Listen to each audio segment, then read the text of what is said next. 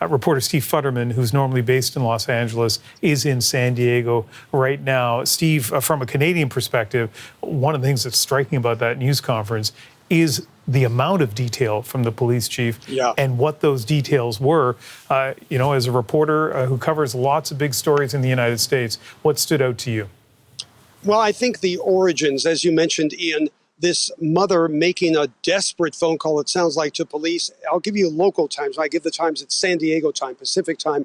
Around 9:30 this morning, she makes a call to police saying that her son has run away. He's taken a car, the car of the family, and he's left with guns. And she also apparently describes a note. The note, according to police, was not specifically threatening the Islamic Center or anything specific, but it was a hate-filled note. That's all the police will say. They know exactly what the note says. They're giving us some basic details.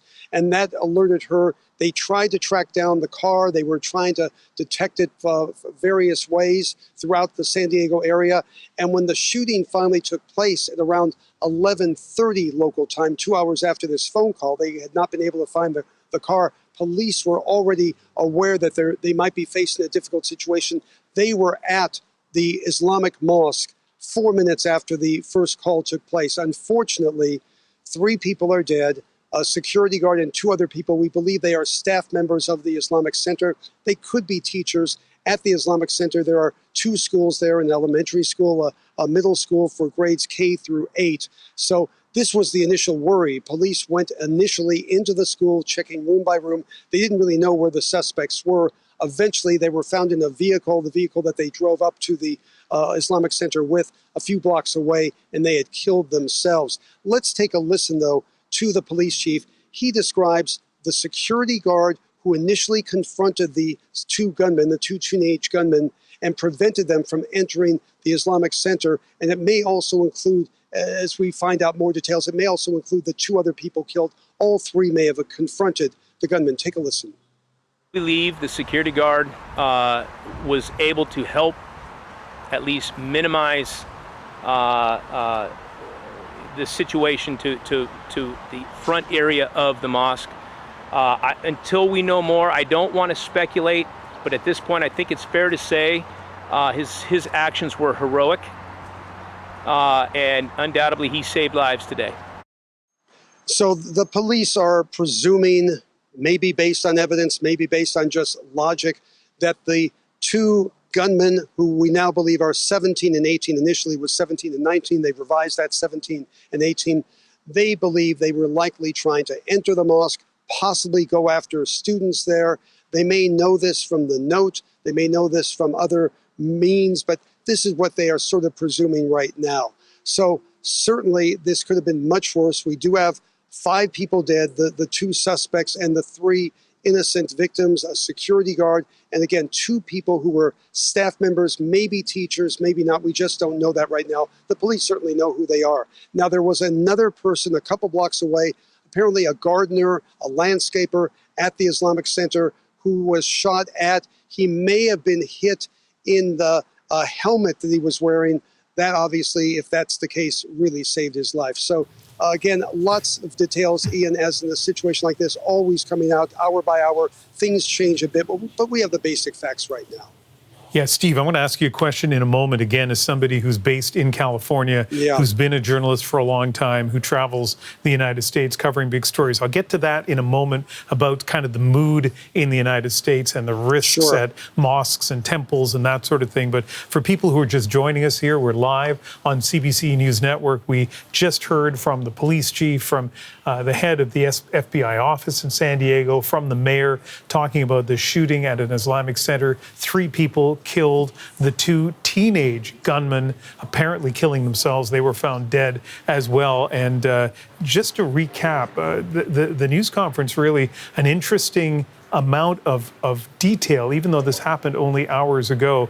And what we heard was an incredibly, almost impossibly dynamic scene for the police as they were hunting for these 2 people. They were using license plate readers to try to spot where in San Diego this vehicle was, because as you heard Steve mention just a moment ago, The mother of one of these teenagers said that these two teens had left a message with hate in it, not necessarily, in fact, probably not specifically aimed at the Islamic community, that they were armed, that they were wearing fatigues, and they didn't know where their target was.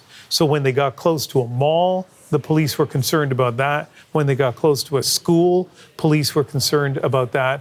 And when they heard about a shooting at an Islamic center, they knew that was indeed the target.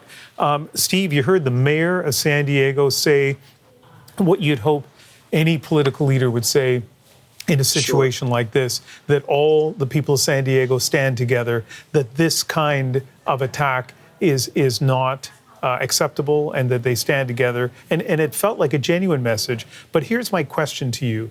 As an American reporter, as a Californian, what is the mood like now in your country when it comes to mosques and temples and potential targets of hate? You know, it's sad to say, but all these places, mosques, synagogues, Christian churches, government offices, they all know that potentially, it's not likely, the odds are in their favor, but they all know potentially they could be a target by someone who is full of hate, full of retribution for something that they feel has been unfair. And that's why all these buildings now have security guards. You go to sports events now.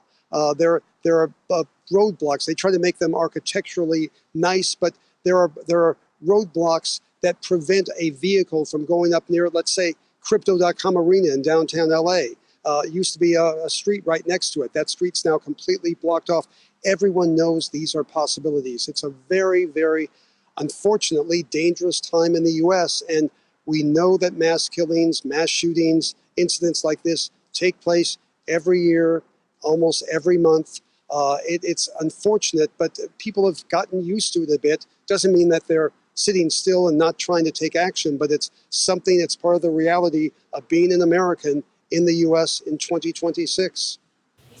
One of the things the police chief said, and he sounded almost emotional when he talked about it, not at the briefing we just heard, but one a little bit earlier today, is that when they saw the kids at the school in that Islamic center come out happy to be alive, you could tell that he was emotional. You could imagine seeing any kid in that situation and safe, you know, and maybe, as we've heard, due to the heroism of a security guard and maybe those two other people who were killed as well, and they managed to somehow repel these two gunmen, and rather than going inside this building, those two left and eventually took their lives. Steve, as always, fantastic work on this. Thanks you very much for heading to San Diego to cover this for us and for your live updates. Thank you so much.